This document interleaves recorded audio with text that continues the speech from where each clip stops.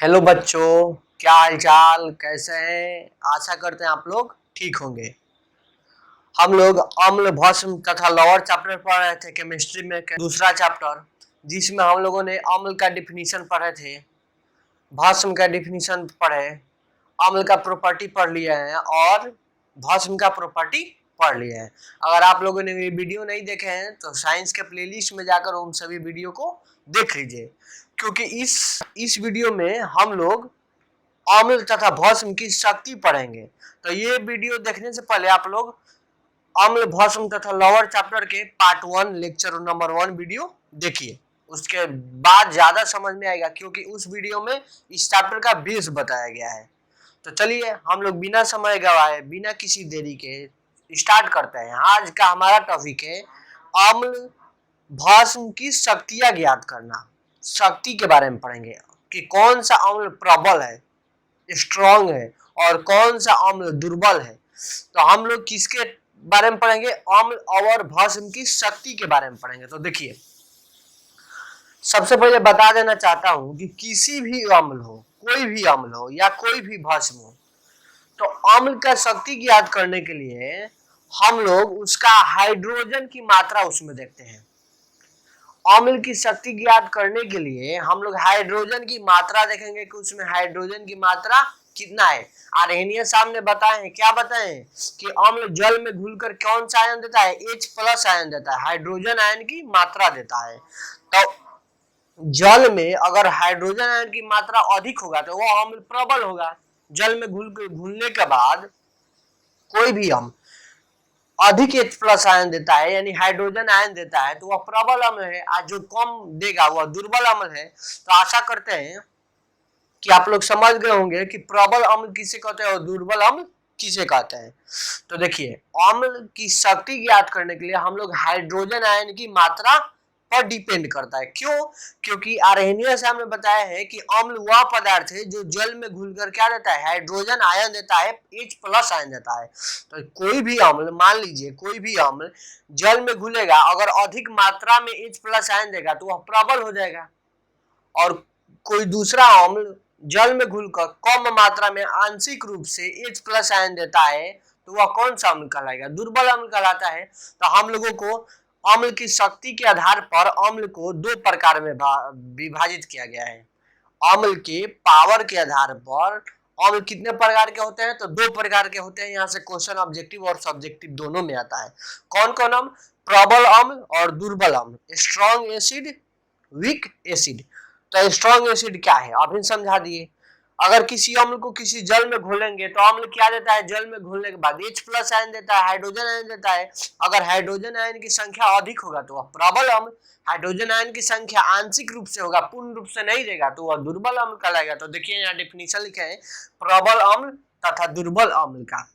ये एग्जाम्पल और जो डिफिनीशन है आपके पेपर में लिखने के लिए आता है। तो देखिए समझिए, प्रबल अम्ल, स्ट्रॉन्ग एसिड, यह किसके आधार पर बांटा गया है? अम्ल के प्रकार, शक्ति के आधार पर, पावर ऑफ एसिड के आधार पर बांटा गया है। तो देखिए, प्रबल अम्ल वे अम्ल जो जल में घुलकर, अम्ल जल में घुलकर क्या देता है? तो बताए हैं आर्हेनियस साहब, H+ आयन, हाइड्रोजन आयन देता है, जो जल में घुलकर पूर्ण रूप से, देखिए पूर्णतः आयनित होकर हाइड्रोजन आयन देता है। देखिए पूर्णतः आयनित होकर हाइड्रोजन आयन देता है या प्रदान करता है, तो उसे कौन सा अम्ल कहते हैं? प्रबल अम्ल कहते हैं। जैसे HNO3 या कौन सा अम्ल है? प्रबल अम्ल है। H2SO4 प्रबल अम्ल है। HCl कौन सा अम्ल है? प्रबल अम्ल है। तो आशा करते हैं प्रबल अम्ल समझ गए होंगे। प्रबल अम्ल क्या है? जो जल में घुलकर पूर्ण रूप से, यही इंपॉर्टेंट शब्द है, पूर्णतः, पूर्ण रूप से आयनित होकर हाइड्रोजन आयन, H+ आयन देता है, तो वह कौन सा? स्ट्रॉन्ग एसिड कहलाता है। तो देखिए कौन कौन सा स्ट्रॉन्ग एसिड है, इसका एग्जांपल ऑब्जेक्टिव में बहुत बार पूछा जाता है। तो HNO3 का नाम बताए थे, नाइट्रिक एसिड बोलते हैं। नाइट्रिक अम्ल का फॉर्मूला HNO3 होता है। H2SO4 का नाम क्या होता है? सल्फ्यूरिक अम्ल।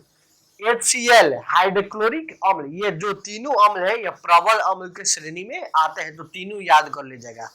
चलिए दुर्बल अम्ल क्या है? तो दुर्बल अम्ल बताए थे कि जो जल में घुलकर पूर्ण रूप से आयनित तो ना हो, यानी कि हाइड्रोजन आयन की मात्रा उसमें क्या हो, जल में घुलने के बाद कम हो, तो वह कौन सा अम्ल कहाएगा, दुर्बल अम्ल। तो देखिए यहाँ लिखे हैं डिफिनीशन, दुर्बल अम्ल, वीक एसिड, वे अम्ल जो जल में घुलकर आंशिक रूप से, देखिए यहाँ वहां पर पूर्णतः था, स्ट्रॉन्ग एसिड में, प्रबल अम्ल में पूर्णतः शब्द था, लेकिन यहाँ क्या है, आंशिक, पूर्ण रूप से नहीं, आंशिक रूप से आयनित होते हैं, और आयनित होकर हाइड्रोजन आयन, कम मात्रा में हाइड्रोजन आयन देते हैं, तो उसे कौन सा अम्ल कहते हैं, दुर्बल अम्ल कहते हैं। जैसे एग्जाम्पल कार्बोनिक अम्ल, कार्बोनिक अम्ल का फॉर्मूला H2CO3, CO3 को कार्बोनेट बोलते हैं, CO3 से कार्बनिक हो गया, एसिड हो गया, हाइड्रोजन है, तो इसको नाम बता दिए हैं CH3COOH, यह कौन सा एसिड है, यह एसिटिक अम्ल है। और बोरिक अम्ल H3BO3, बोरिक अम्ल जो कौन सा अम्ल है, दुर्बल अम्ल है। तो दुर्बल अम्ल के श्रेणी में 3 आते हैं, कार्बनिक अम्ल, एसिटिक अम्ल और बोरिक अम्ल, ये तीनों का फॉर्मूला और नाम याद कर लीजिएगा, क्योंकि ऑब्जेक्टिव में यहाँ से पहचानने के लिए दिया जाता है कि प्रबल अम्ल कौन सा है, दुर्बल अम्ल कौन सा है। तो आशा करते हैं कि आप लोग अम्ल के शक्ति के आधार पर अम्ल के प्रकार समझ गए होंगे। अम्ल के शक्ति के आधार पर अम्ल के कितने प्रकार होते हैं, 2, प्रबल अम्ल, दुर्बल अम्ल। ठीक उसी तरह जो भस्म होता है, तो आर्यनियन साहब ने भस्म के बारे में बताए थे कि भस्म क्या है, तो भस्म वह पदार्थ है जो जल में घुलकर क्या देता है जी, या हाइड्रोजन आयन देता था तो वो हाइड्रोक्साइड आयन OH- देता है। भस्म का डिफिनीशन हम लोग पढ़े हैं लेक्चर नंबर 1 में, आप लोगों ने वे वीडियो नहीं देखे हैं तो जाकर देख लीजिए।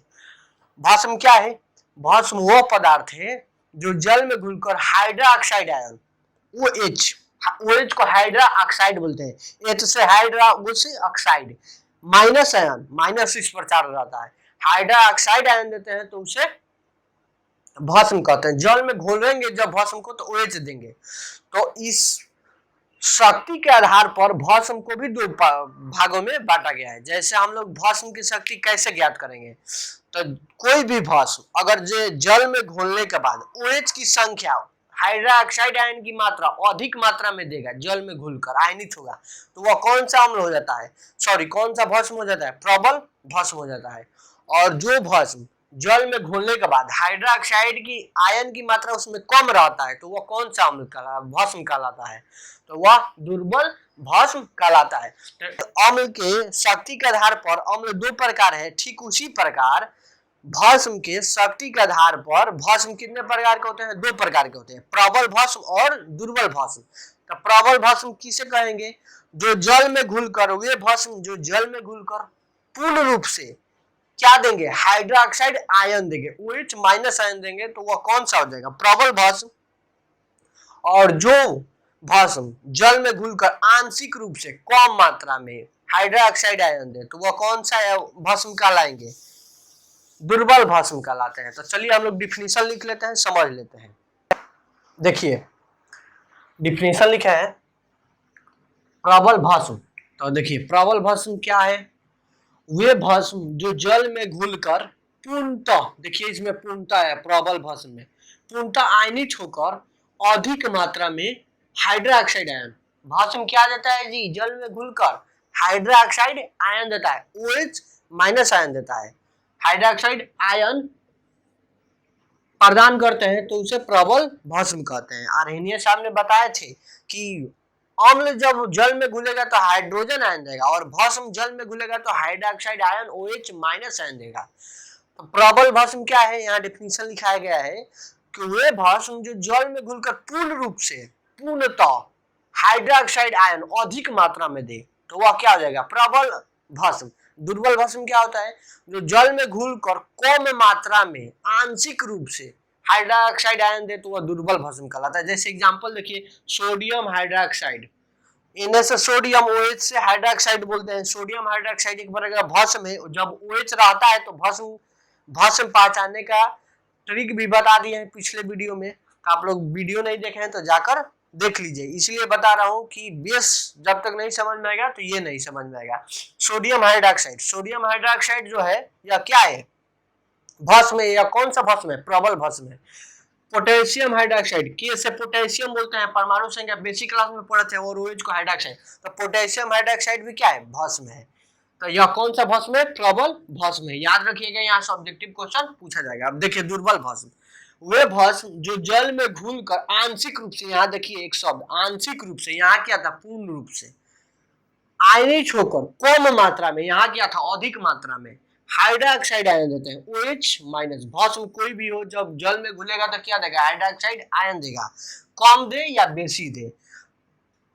घुलकर हाइड्रोक्साइड आयन देते हैं तो उसे दुर्बल भस्म कहते हैं। जैसे सी से कैल्शियम हाइड्रोक्साइड, कैल्शियम हाइड्रोक्साइड दुर्बल भस्म है। NH4 को अमोनियम बोलते हैं, अमोनियम, और NH3 को अमोनिया बोलते हैं।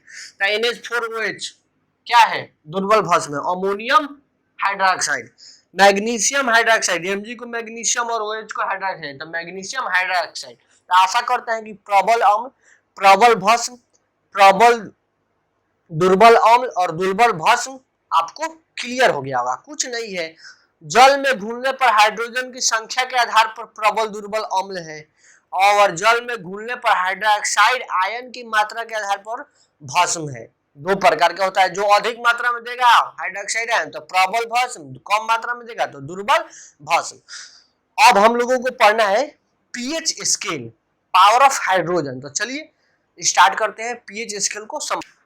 देखिए अब पीएच स्केल पढ़ना है, तो पीएच स्केल है क्या, समझिए। पीएच स्केल की आवश्यकता क्यों पड़ी? तो देखिए हम लोगों ने सूचक के बारे में पढ़ा था। सूचक क्या होता था कि सूचक एक वैसा पदार्थ है जो किसी विलयन में अम्लीय और क्षारीय होने का प्रदर्शित करता था, कि कौन सा विलयन अम्लीय है और कौन सा विलयन क्षारीय है। जिस जैसे हम लोग लिटमस पत्र पढ़े थे, लिटमस पत्र क्या करता था? लिटमस पत्र को अम्लीय विलयन में डालते थे तो वह लाल हो जाता था, तो इससे मालूम चल जाता है कि यह विलयन कैसा है? अम्लीय है। वहीं लिटमस पत्र को जब नीला हो जाता था किसी विलयन में डालने पर, तो वह विलयन मालूम हो जाता था कि यह क्षारीय है। लेकिन अब यहाँ बात है कि प्रबल अम्ल और दुर्बल अम्ल, प्रबल भस्म और दुर्बल भस्म की पहचान कैसे करेंगे?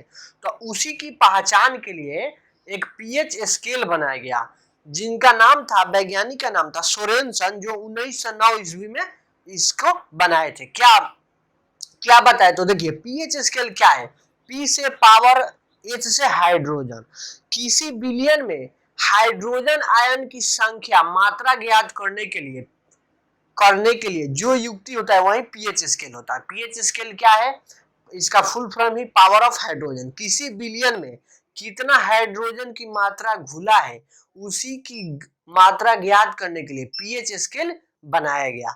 तो आशा करते हैं कि पीएच स्केल समझ गए होंगे। पीएच हाइड्रोजन आयन की मात्रा से ही तो ज्ञात होता है कि कौन प्रबल अम्ल होगा और कौन दुर्बल अम्ल होगा। जैसे किसी विलयन में अगर हाइड्रोजन आयन की संख्या अधिक होगा तो वह प्रबल अम्ल होगा, और हाइड्रोजन आयन की मात्रा कम होगा, संख्या कम होगा, तो वह दुर्बल अम्ल होगा।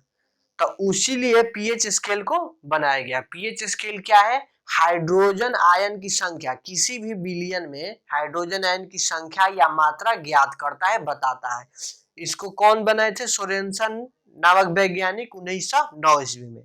तो देखिए पीएच स्केल यहाँ लिखे भी है, देखिए पीएच स्केल किसी विलयन में हाइड्रोजन आयन H+ आयन, इसी से निर्धारण होता है कि कौन सा विलयन अम्लीय है और कितना अम्ल है, कितना प्रबल अम्ल है, कितना दुर्बल अम्ल है। तो हाइड्रोजन आयन की सांद्रण के निर्धारण के लिए सोरेनसन नामक वैज्ञानिक ने एक स्केल बनाया था, जिसे हम क्या कहते हैं? पीएच स्केल कहते हैं। अब देखिए पीएच स्केल जो होता है उस पर 0 से लेकर 14 तक का अंक लिखा रहता है। ऐसा ही स्केल है, स्केल होता है, बनाए गए हैं पीएच स्केल। ये है पीएच स्केल का आकृति है। पीएच स्केल पर 0 से लेकर 14 तक का अंक लिखा रहता है। कितना से लेकर? 0 से 14 तक का अंक लिखा रहता है। अब देखिए 0 से 14 तक का अंक लिखा रहता है। अब 0 से 7 तक, 0 से 7 तक अम्लीय होता है।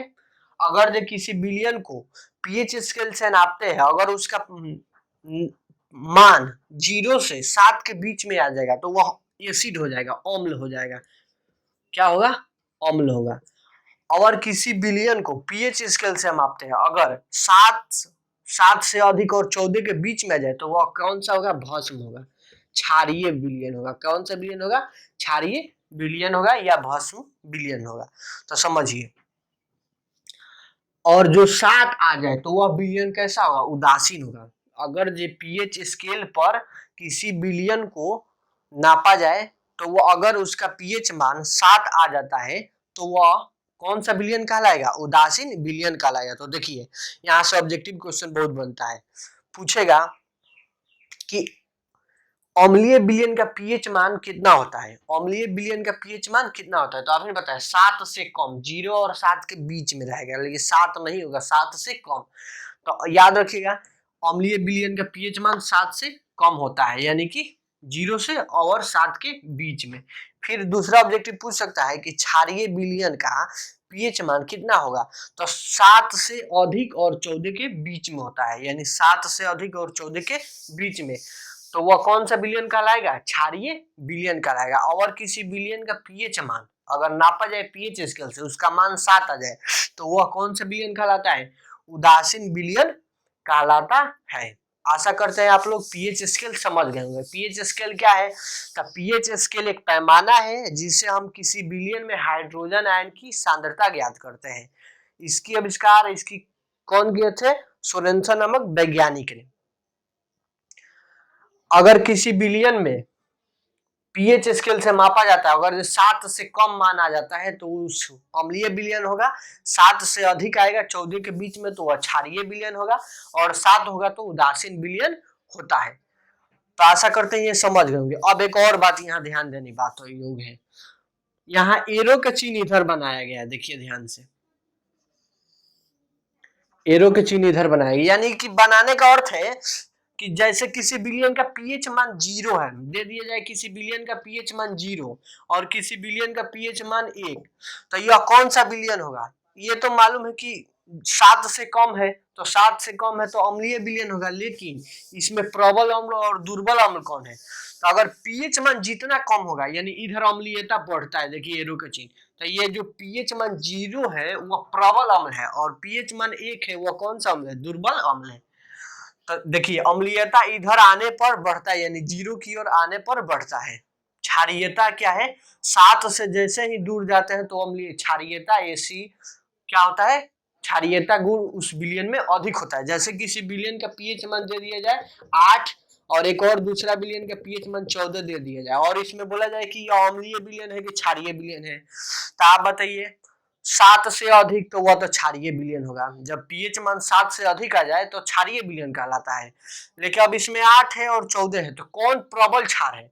तो प्रबल क्षार जिसका पीएच मान अधिक होगा क्षार में, देखिए इधर एरो के चिन्ह इधर बनाए गए हैं, क्षारीयता जैसे जैसे पीएच मान बढ़ेगा वैसे वैसे क्षारीयता गुण किसी विलयन का बढ़ेगा।